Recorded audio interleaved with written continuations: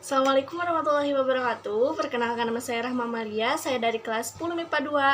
Saya di sini akan menerangkan materi tentang bab 5, yaitu Fatu Makkah atau penaklukan kota Makkah. Mari simak video saya.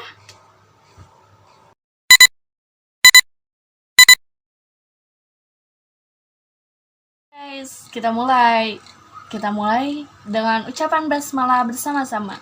Bismillahirrahmanirrahim. Yang pertama akan menjelaskan tentang sebab-sebab terjadinya Fatu Makkah atau penaklukan kota Makkah. Tidak lama seperti perjanjian Hudaybiyah, suku Bani Bakar menyatakan diri kesetiaannya kepada kafir Quraisy dan suku Huza'ah menyatakan diri bergabung kepada kaum muslimin di Madinah. 2 tahun setelah itu, suku Bani Bakar dibantu kafir Quraisy melakukan serangan dan pembantaian pada suku Huza'ah. Peristiwa itu menodai perjanjian yang disepakati.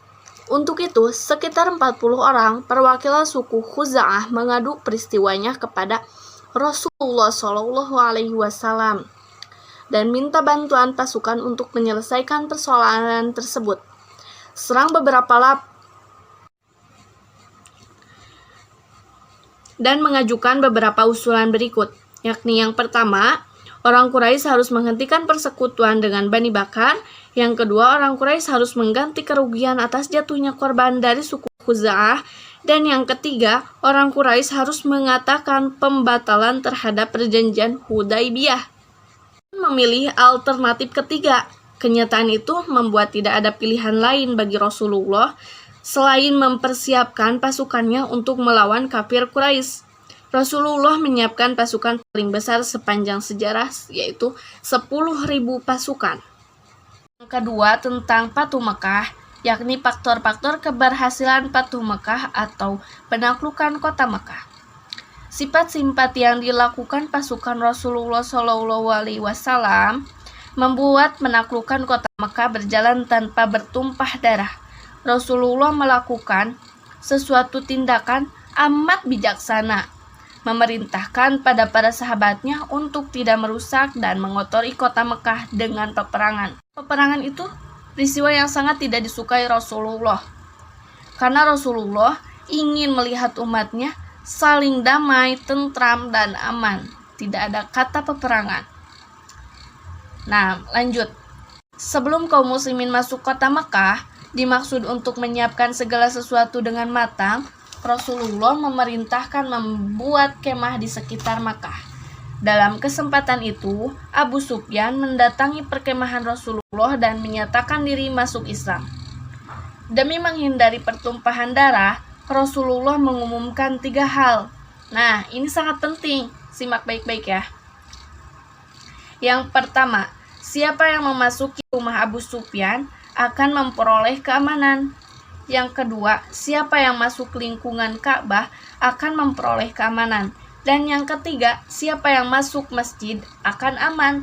Dan siapa yang tinggal di rumahnya, itu sekitar Ka'bah ada sekitar 360 buah patung atau berhala.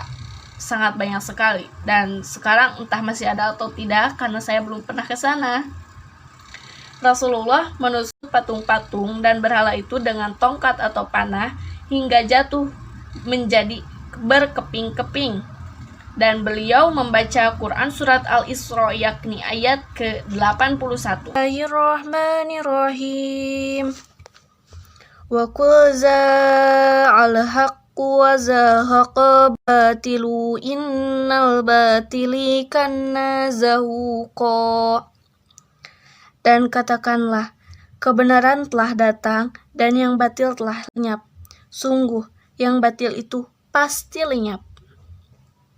Materi yang ketiga yakni Haji Wada. Haji Wada adalah haji yang dilakukan Rasulullah tahun 10 Hijriah.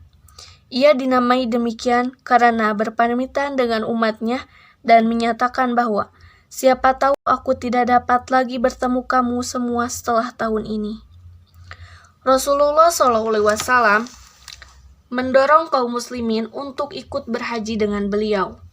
Rasulullah bermaksud menunjukkan pada semua kaum muslimin bagaimana berhaji yang sebenarnya sesuai yang diajarkan Allah Subhanahu wa taala pada Nabi Ibrahim alaihissalam dan yang disyaratkan pula kepada Rasulullah dan umat Islam yang mampu melaksanakannya.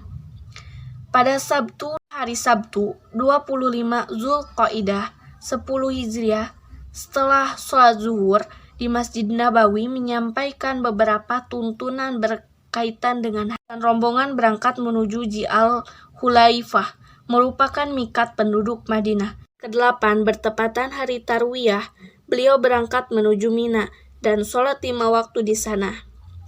Beliau melanjutkan perjalanan hingga sampai di Arafah dan menemukan tenda terpasang di Nawirah. Haji Rasulullah selain dikenal dengan Haji Wada, dinamai juga dengan nama-nama haji lainnya, antara lain yakni Hajat al-Islam karena haji Rasulullah yang pertama dan terakhir sesuai tuntunan Islam yang jadi rujukan kaum muslimin dalam haji.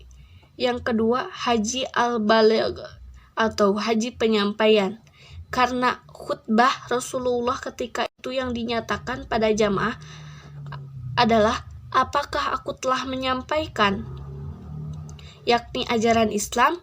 Jawaban ini agar kita saksi bahwa beliau telah menyampaikan ajaran, agar menjadi saksi bahwa beliau telah menyampaikan ajaran secara khusus, menyampaikan rincian secara lisan dan praktiknya. Dan yang ketiga adalah Hajat at-Tamam atau haji kesempurnaan.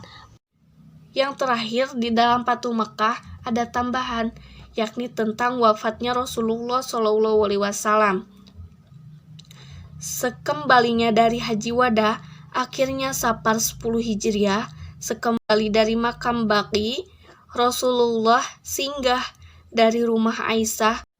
Rasulullah merasa sangat sakit kepalanya. Semakin lama, kepalanya semakin sakit. Hingga pada Senin 12 Rabiul Awal tahun 11 Hijriah atau bertepatan tanggal 8 Juni 623 Masehi, beliau pun wafat di rumah Aisyah. Ini cukupkan sampai di sini saja ya. Pengertian tentang Fathu Mekah kurang lebihnya saya mohon dimaklumi karena banyak kesalahan dalam pengucapan kata atau materinya kurang jelas. Biar lebih jelas bisa dibaca melalui LKS, PDF yang telah Bapak share, dan bisa dibaca juga dalam buku paket jika ada. Mungkin cukup sekian. Terima kasih atas perhatiannya dan telah menonton video saya sampai selesai. Wabillahi taufiq wal hidayah. Wassalamualaikum warahmatullahi wabarakatuh.